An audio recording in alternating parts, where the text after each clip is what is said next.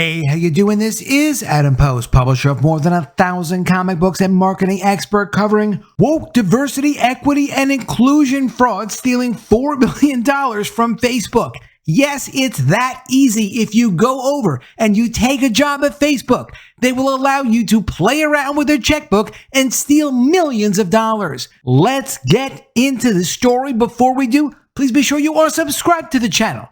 Click the bell for notifications. Give me a thumbs up. I really appreciate you guys. Coming from the New York Post, ex-Facebook diversity manager pleads guilty to bilking $4 million from the company in a kickback scheme, according to the feds. As if diversity, equity, and inclusion wasn't a big enough scam as it is.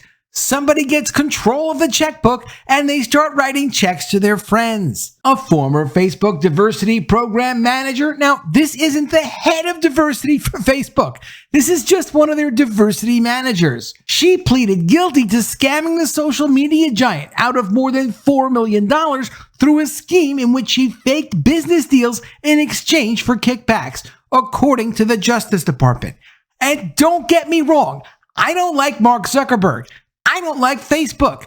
I don't like the new name for the company, Meta. I'm still going to call them Facebook, just like I'm still calling X Twitter. But this just goes to show you what a big scam this diversity, equity, and inclusion stuff is. Barbara Furlow-Smiles, who served as lead strategist and global head of employee resource groups and diversity engagement at Facebook, used the stolen funds to live an extravagant lifestyle that spanned from California to Georgia, according to prosecutors. From approximately January 2017 to September 2021, Furlow-Smiles led diversity, equity, and inclusion programs at Facebook and was responsible for developing and executing DEI initiatives, operations, and engagement programs, according to the DOJ. So she wasn't a nobody, but she wasn't like head of the company. The Fed said Furlow-Smiles, who had access to company credit cards and the ability to approve invoices as part of her role of the company,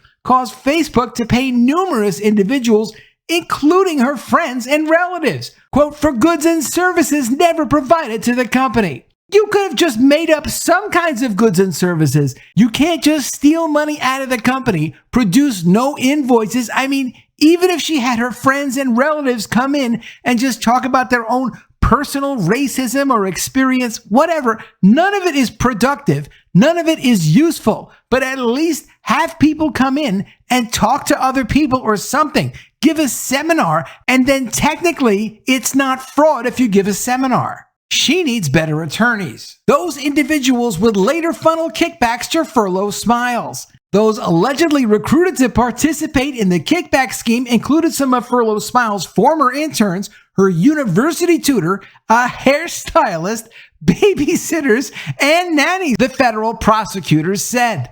It's unclear if any of Furlow-Smiles' associates are being charged in connection to the case.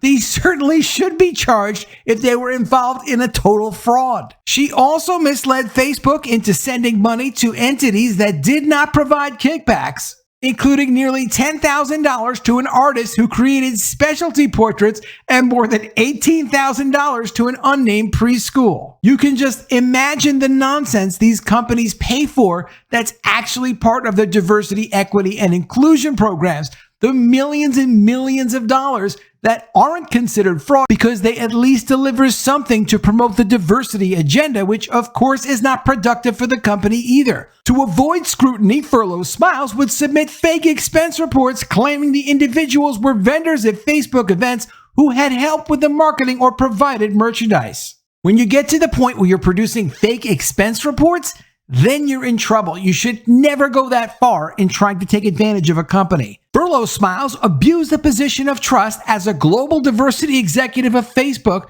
to defraud the company of millions of dollars, ignoring the insidious consequences of undermining the importance of her DEI mission, according to U.S. Attorney Ryan Buchanan in a statement after she pleaded guilty in a Georgia court on this past Tuesday. Motivated by greed, she used her time to orchestrate an elaborate criminal scheme in which fraudulent vendors paid her kickbacks and cash, Buchanan added. She even involved relatives, friends, and other associates in her crimes, all to fund a lavish lifestyle through fraud rather than hard and honest work. This is the problem with diversity, equity, and inclusion programs. I do a lot of videos based on this subject. It really is an incredible waste of time. It's not productive. It's not good for the companies. It's not good to treat people differently based on their skin color or their gender or their religion or what country they come from. So when you get into a position like this woman did, where she knows what she's doing is not productive for the company, maybe that encourages the fraud. Maybe that's part of it. Let me know what you think in the comments below. FBI Special Agent Kerry Farley said, Furlow-Smiles used lies and deceit to defraud both vendors and Facebook employees. The DOJ noted that Meta, also known as Facebook, had provided valuable assistance and cooperation during the investigation. Quote, "We are cooperating with law enforcement on the case regarding the former program manager, and we will continue to do so," according to Facebook. The DOJ said Furlow-Smiles ran a two-pronged scheme to defraud Facebook. She would pay associates using apps like Venmo and PayPal that were linked to her company credit cards and submit fake expense reports related to those transactions. This is the problem, like chief diversity leader for Nike and Facebook, and looking at her LinkedIn over here, you can't just get crazy with your expenses on your credit cards and tie them in with Venmo and PayPal. People think they're just such geniuses, like, hey, I'm smart. I know what I'll do. I'll just link PayPal and Venmo to my company credit cards, and I'll just keep charging them like they're all legitimate expenses. Like, accountants never thought of that before? They never thought of the idea of fake expense reports? I'm not sure what makes people think they can get away with just anything they think they want to do, or maybe because they're running the diversity program, no one would ever think to dare challenge them. But I mean, seriously, obviously, this is a good example. You can get away with just so much no matter what your position is at the company. The associates, most of whom were reportedly unaware that the funds were coming from Facebook, would return the money to Furlow-Smiles in cash or via account transfer. The Fed's release noted that the cash was sometimes delivered to Furlow-Smiles wrapped up in t-shirts or other items. T-shirts is good. I mean, if you're going to put cash into t-shirts and give her a nice t-shirt, Furlow-Smiles is not as smart as she thought she was. For the second part of her scheme, Furlow-Smiles steered Facebook toward using businesses owned by her friends. Now, that's something people do, and they can get away with it, companies, to a certain extent. But really, if you get some great six-figure job running diversity programs for Facebook, don't mess around and steal from the company. It's not worth it. Once Facebook had signed off on the deals, she would purportedly approve fraudulent and inflated invoices on behalf of the vendors in exchange for kickbacks. Furlow-Smiles is slated to be sentenced on March 19th, 2024. When you work for a company and you're put into a position of trust, you should never abuse that trust. Never violate the relationship with the company. It's not just about being a good person. Look at this Furlow-Smiles person. She's not that old. She has a whole career ahead of her. But now, because she's getting in trouble, she's already pleaded guilty, she's ruined her life pretty much forever being put in a position of trust where any company, I mean, Facebook is a very large public company. No company can ever put her in a position of trust where she could approve invoices ever again because of this absolutely ridiculous fraudulent scheme.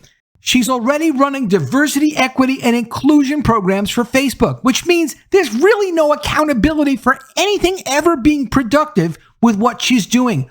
No doubt being paid mid-six figures to do this job. But that's not enough. She wants to live like she makes low seven figures. That's not the right kind of attitude to have. Obviously, she should have continued with the regular diversity scam and not included faking invoices and false expense reports to try to make extra money. Hundreds of thousands of dollars a year should be enough. When you're not adding anything to the company's bottom line, you shouldn't be going for trying to make seven figures. Let me know what you think of all this in the comments below.